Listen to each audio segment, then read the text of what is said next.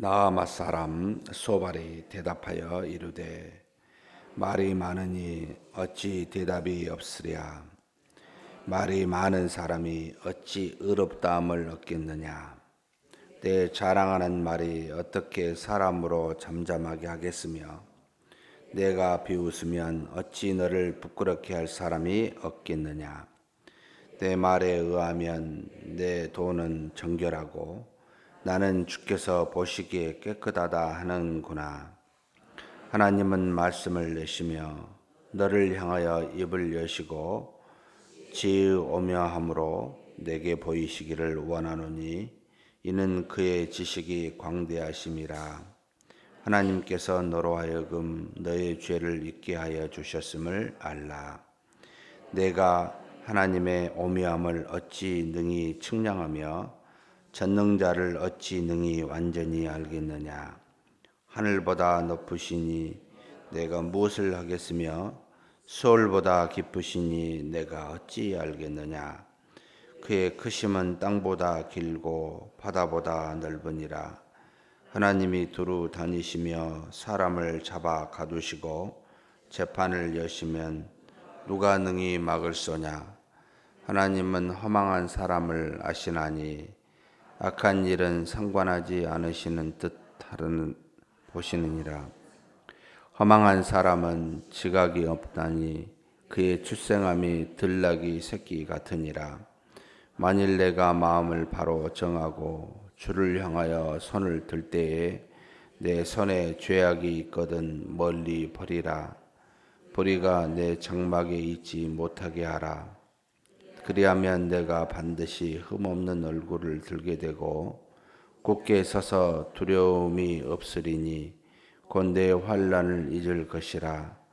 내가 기억할지라도 물이 흘러감 같을 것이며 내 생명이 날이 대낮보다 밝으리니 어둠이 있다 할지라도 아침과 같이 될 것이요 내가 희망이 있으므로 안전할 것이며 두루 살펴보고 평안히 쉬리라.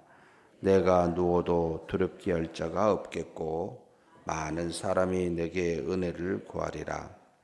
그러나 악한 자들은 눈이 어두워서 도망할 곳을 찾지 못하리니 그들의 희망은 숨을 거두는 것이니라.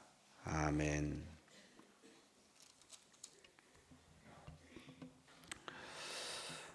11장은 욥의 친구 소발의 말로 채워져 있습니다.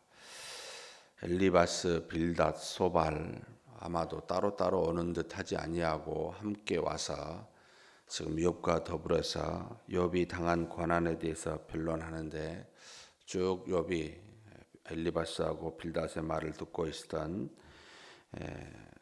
욥이 이제 대답을 하고 이 대답을 다시 들었던 소발이 거기에 대해서 응답을 합니다. 지금 여기 소발은 일단 좀 많이 화가 나 있는 듯한 느낌을 갖게 합니다. 1절, 2절을 보면은 나아마 사람 소발, 나아마 사람이라는 것은 이제 지방을 다 말하는데 현재 욥에 나와 있는 모든 지방에 있는 내용 그 성읍은 현재 정확하게 어디인지 알 수가 없습니다. 그런데 대답하여 뭐라고 말하냐면 지금 욥 보고 말이 많으니 어찌 대답이 없으랴. 말이 많은 사람이 어찌 의롭다함을 얻겠느냐. 한마디로 참 내가 너무 말이 많다. 이렇게 지금 이야기하고 있습니다. 굳이 그렇게 친구들에 비해서 말이 많게 보이지는 않습니다. 그냥 분량만 가지고는. 그런데 이제 욥이 지금 말하고 있는 내용 중에 지금 3절에 내 자랑하는 말이 어떻게 사람으로 잠잠하게 하겠으며 내가 비웃으면 어찌 너를 부끄럽게 할 사람이 없겠느냐. 그러니까 욥이 지금 자랑하고 지금 친구들의 말을 비웃는다고 생각하고 있죠. 그리고 또 4절에 보면 내 말에 의하면 내 돈은 정결하고 나는 주께서 보시기에 깨끗하다 하는구나. 그러니까 내가 보니까 욥이 너는 깨끗하고 자신을 의롭다고 생각하는구나. 지금 그렇게 여기고 있어서 상당히 화가 난 듯한 그런 것을 보여주고 있습니다. 계속해서 친구들은 하나님의 공의로움에 대해서 그러니까 이 현상, 지금 욥이 당하고 있는 모든 이 고난, 불행은 우연히 온 것이 아니다. 너가 죄가 있으니까, 너가 문제가 있으니까 온 것이지. 그게 어떻게 하나님이 공의로우신데 아무 이유 없이 너한테 벌을 줄 수 있느냐라고 하는 지극히 어찌 보면 성경적인 생각을 하고 있습니다. 근데 문제는 그게 하나님의 한 부분적인 거라는 겁니다. 전부가 아니라는 거죠. 그래서 그에 대항해서 욥은 자신을 볼 때 아무리 생각해도 내가 무슨 이렇게 징벌을 당할 만한, 하나님으로부터 이렇게 불행을 당할 만한 일을 한 것이 있냐, 나는 내가 돌아봤을 때 없다. 그래서 하나님은 하나님의 뜻대로 전지전능하신 분이니까 의인도 심판하실 수 있고 죄인도 복을 내릴 수 있는 그런 분이시다. 이런 것에 대해서 지금 이제 논쟁을 하는 겁니다. 이것도 결국은 부분만 보는 것이지요. 그러니까 욥이나 친구나 다 부분만 하나님을 보는 것인데, 당장에 일어난 모든 일이 여러분 과거와 상관없이 일어날 수 있는데, 하나님이 이 일을 주실 때 미래에 하나님이 어떤 일을 이루시고자 하는 하나님의 놀라운 뜻이 있는데, 그것을 우리가 어떻게 알겠습니까? 욥이나 욥의 세 친구가 지금 이것으로 인해서 하나님이 결국은 더 큰 그 처음에 가졌던 은혜보다 갑절의 복을 받는 하나님의 놀라우신 복에 주는 계기가 될 줄을 지금 현재 다 모르고 있는 상황이잖아요. 그래서 하나님께서 어떻게 역사하실지를 모르는데, 이것에 대해서 지금 이제 서로 누가 옳은지를 이야기하고 있습니다. 다 틀린 이야기는 아닌데 문제는 부분적인 이야기만 한다는 겁니다.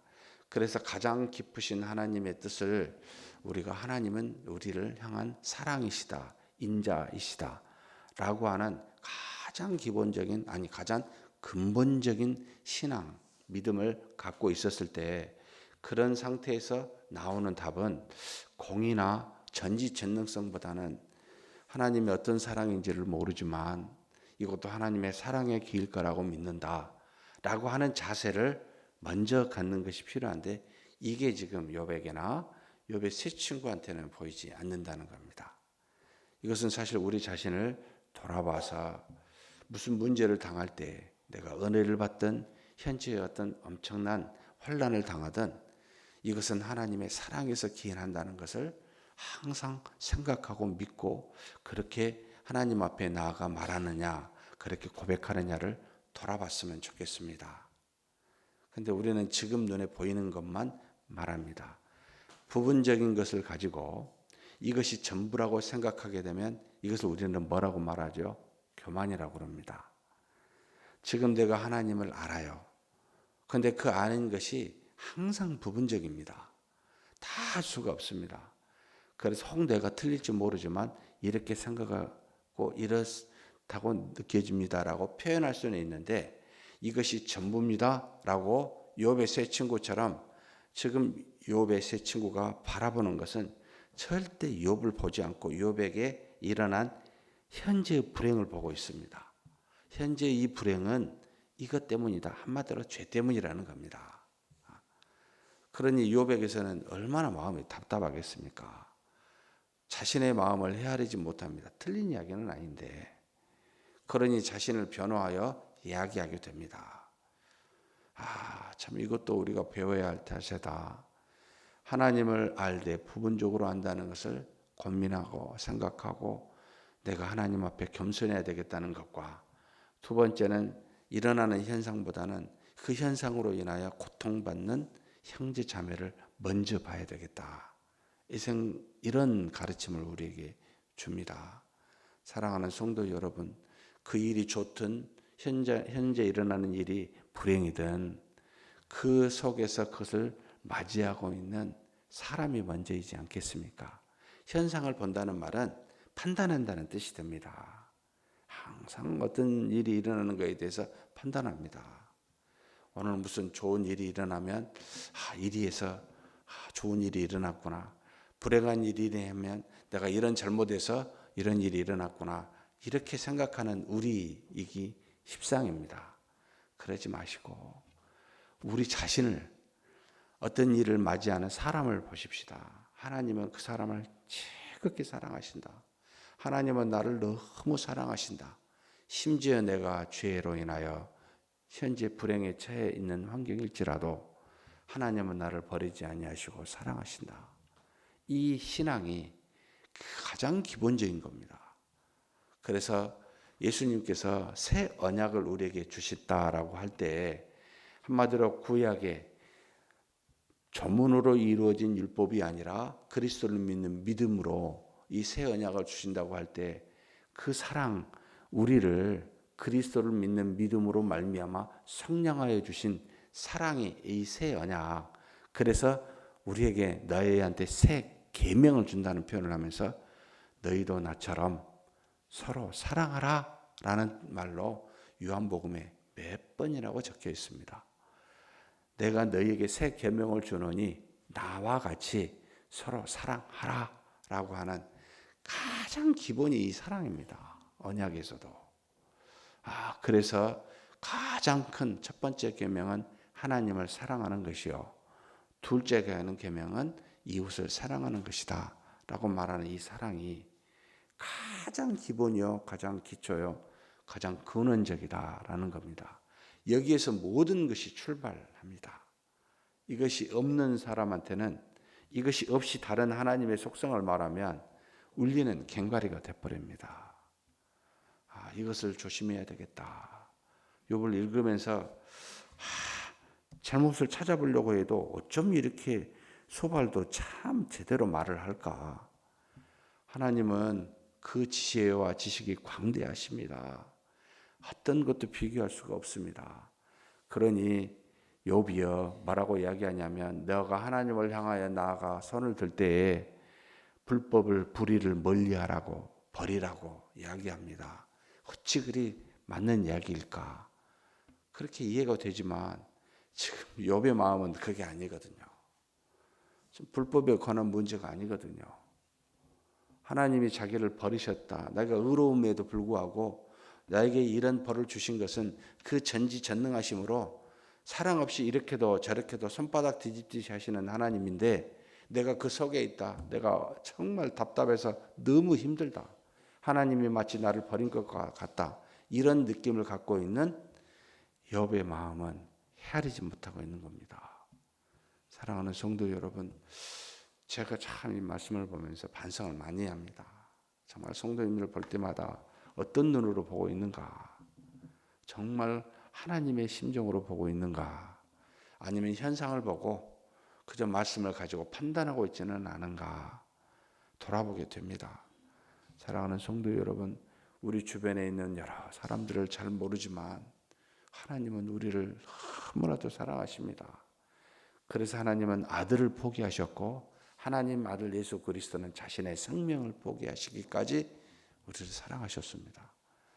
그런 은혜를 받은 우리가 뭔데 내가 누구를 판단하여 누구는 구할 자여 누구는 버릴 자로 말할 수 있는 걸까? 그럴 수가 없다.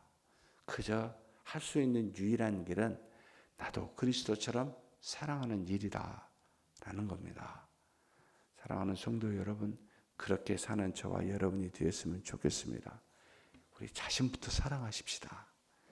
내게 상처 주는 주변의 우리 가족들을 여러분 이유 없이 사랑하잖아요. 우리 모든 사람들을 그리스도처럼 사랑합시다. 먼저 말하기 전에 사랑을 가지고 말하면 그것이 교훈이 되고 사랑 없이 말하면 비판이 됩니다. 사랑의 유무가 우리의 모든 자세들을 결정하게 됩니다. 입에 나오는 말이 아니라 마음으로 사랑하며 사는 저와 여러분이 되시길 주의 이름으로 축복합니다. 하나님 아버지 감사합니다. 우리를 사랑하사 하나님의 아들을 보내주셨고 우리를 사랑하사 구원하시기 위하여 하나님의 아들 예수 그리스도가 우리 죄를 위하여 대신 십자가에 죽으시니 감사합니다.